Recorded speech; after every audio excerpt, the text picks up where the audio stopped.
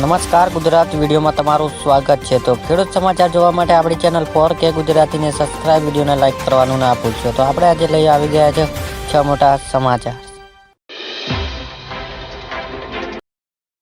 મિત્રો આપણે સમાચારની વાત કરીએ તો પશુપાલકોને 1,60,000 રૂપિયા સરકાર પશુપાલકોને માટે 1,60,000 રૂપિયા આપી રહી છે। તો અહીંથી અરજી કરો, તમને તરત લાભ મળી શકે છે। તો મિત્રો સરકાર પશુપાલકો માટે ખૂબ જ લાભદાયક યોજના ચલાવતી રહી છે અને આ યોજના હેઠળ સરકાર પશુપાલકોને પ્રાણીઓને સંભાળ રાખવા અને તેમને માટે રહેવા જગ્યા બનાવવા માટે 1,60,000 રૂપિયા આપી રહી છે। તો જેનાથી પશુપાલકોને ઘણી મદદ મળશે। તમને જણાવી દઈએ કે આ યોજના શરૂ કરવા પાછળ સરકારનો ઉદ્દેશ પશુપાલકોને પશુઓ માટે રહેવાની વ્યવસ્થા કરવામાં સક્ષમ બનાવવાનું છે। આપણે બીજા સમાચારની વાત કરીએ તો ખેડૂતોના ખાતામાં આવશે પૈસા। પીએમ કિસાન યોજના સાથે કેન્દ્ર સરકાર દ્વારા પ્રધાનમંત્રી કિસાન માન ધન યોજના પણ શરૂ કરવામાં આવી છે અને જેમાં ખેડૂતો આર્થિક સહાય આપવામાં આવે છે।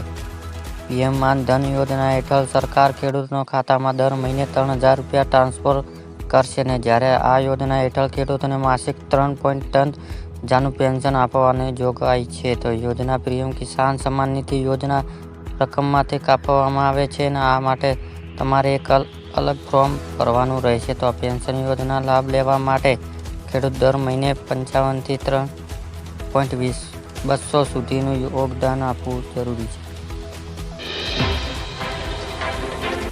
મિત્રો આપણે ત્રીજા સમાચારની વાત કરીએ તો 2024માં 25,000ની સહાય। ગુજરાતમાં રાજ્ય ખેડૂત પૂર, દુકાળ અને અતિવૃષ્ટિ જેવી કુદરતી આપત્તિઓને રાહત આપવામાં ઓગસ્ટ 2020ના રોજ ગુજરાત સરકાર દ્વારા મુખ્ય કિસાન સહાય યોજના શરૂ કરવામાં આવી છે અને ગુજરાતમાં કિસાન સહાય યોજના 3 રાજ્યો સરકાર દ્વારા ખેડૂતોને મહત્વના 4 ટ્રેક્ટર માટે કૃષિ પેદાશોને નુકસાન 33 થી 60 નુકસાન મળતર આપતી કુદરતી આફતોના કારણે થતા નુકસાન કિસ્સામાં ખેડૂતોને 20,000નું મળતર આપવામાં આવશે અને 60 કરતાં વધારે નુકસાન થયું હોય તેને વધુમાં વધુ 4 ટ્રેક્ટર માટે 25,000નું મળતર આપવામાં આવશે।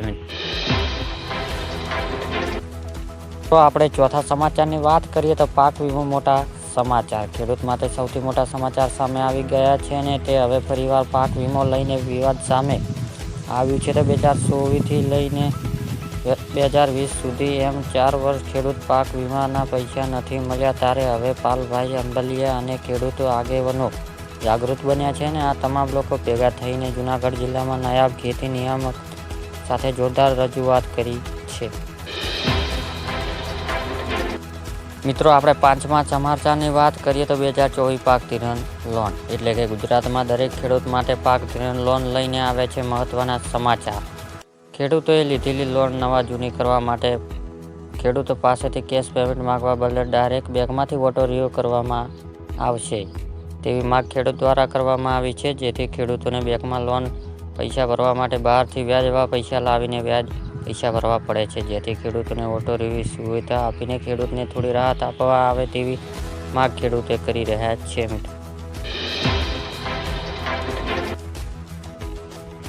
આપણે છઠ્ઠા સમાચારની વાત કરીએ તો સુરતમાં પતંગ દોરીથી ગળું કપાતા યુવતીનું મોત થઈ ગયું છે। તો મિત્રો રાજ્યમાં ઉત્તરાયણ પર્વ દરમિયાન 2 વ્હીલર પર જતા લોકો માટે સૌથી વધુ જોખમ છે અને સર્જરી દોરો ગળામાં લપેટાઈ જવાથી ગંભીર ઇજાઓ પહોંચે છે। મિત્રો તો આ સ્થિતિમાં એક યુવતીનો જીવ ગુમાવ્યો છે। મોપેડ પર જતી સુરતમાં મોટા વછરાની યુવતી ગળું કપાયું હતું, તેને સારવાર અર્થે હોસ્પિટલ ખસેડાયા હતી પરંતુ તેની મૃત્યુ જાહેર કરાઈ હતી।